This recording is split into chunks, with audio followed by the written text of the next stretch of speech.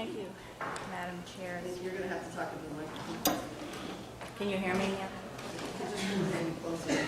Is this better? Yeah. Thank you for letting me testify today. My name is Louisa Goldberg. I'm from Newton, and I live in Representative Kahn's district.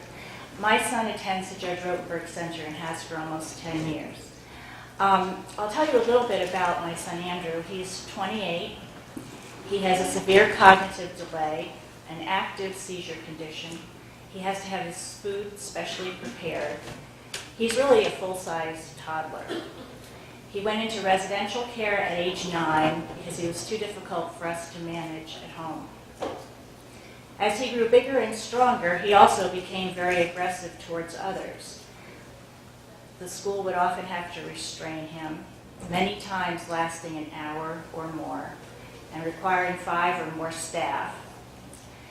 Now, there were injuries. People say, oh, restraint, the child is out of the way, not hurting other people. But restraint's not so safe. My son would come home with rug burns all over him. I'll just give you the most drastic example. With tossing and turning his head, the whole top half of one of his ears was torn away from his head. So he obviously had to spend some time in the emergency room having it all sewn up, and was drugged up for days so that he wouldn't be grabbing his ear. A school obviously can't function very well when they have 5 staff, time and time again, in any one day, holding down one student. After multiple restraints, months and months, next came the psychotropic drugs. We tried many, all recommended by reputable doctors in the Boston vicinity. They did not reduce his aggression either. And we were still getting calls from the school where he was in the state of New Hampshire that staff was going to the emergency room on a regular basis with bites, neck strains, hair pulls, you name it, broken fingers, and he was attacking other students. Now, as a mother, it didn't really make my day when I would get a call, every couple of days saying, hello, Mrs. Goldberg, your son has sent more people to the emergency room. I didn't like that he was hurting other people. He's not living a very happy life if all he's doing is charging at people with the slightest request, time to get up, time to go to school, time to have dinner, and you get this big reaction. What the large doses of drugs did do was turn my son into a drug-induced zombie. He was 17 years old. He would take 4-hour naps. He would sleep 12 hours a night. He wasn't awake very much. When he was awake, he had no affect. He didn't care if we were there or not. He would drool because he couldn't control his saliva anymore. He was half asleep all the time, couldn't learn anything, could barely eat, and these medicines made his seizures more frequent. So the doctors at Children's Hospital added more seizure medicine. My son's on 4 seizure medicines every day, and he still has seizures. So clearly, he's one of those kids that, we can't really get a handle on the seizures, and it isn't for lack of trying. And these behavioral medicines, milligram after milligram, were making the seizures worse. So he just couldn't function at all. But if you asked him to do something, he was wide awake, coming toward you, grabbing your hair, screaming out no, throwing himself on the floor. That he could do. Instead, we decided to look around. And my town, everybody sort of saw that this was going nowhere. And I worked with my town, and we called. And I spent days on the phone calling places. I got lists from DMR, blah, blah, blah. No place wanted him. His profile didn't fit them. And he also had medical situations, which a lot of schools can't deal with.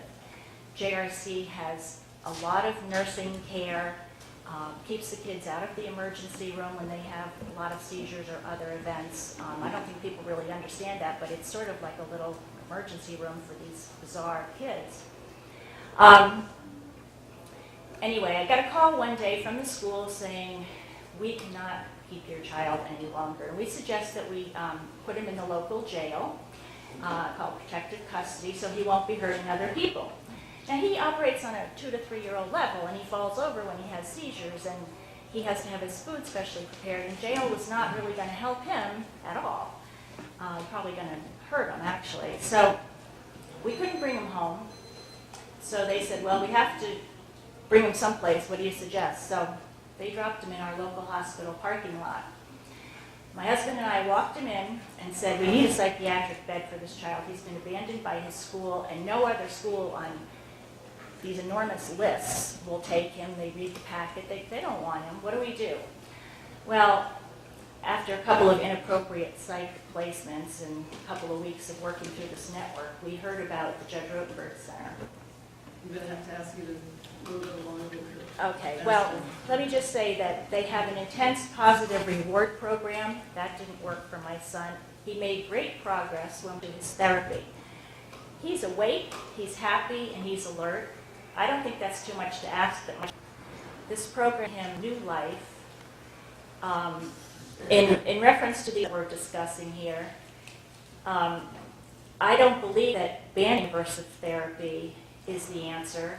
It is the treatment of choice for these parents who have no other treatment. As said, what these other treatments are that we would be getting relief from. I also want to say in regards to 182 and 183, with the commissions and the more oversight and the restrictions on the aversive device, if too many restrictions are placed on that device, it's not going to be effective. It has to be done immediately, especially for lower functioning kids. They have to understand the connection between and what is happening to them, not taking them down, all discussing it, etc. If we didn't feel our son was safe at this school, he wouldn't be there. Clear as that. And how is a panel going to decide the best treatment for him? They don't know my son. They don't know what he does. They don't know his little nuances. This is not a one-size-fits-all situation.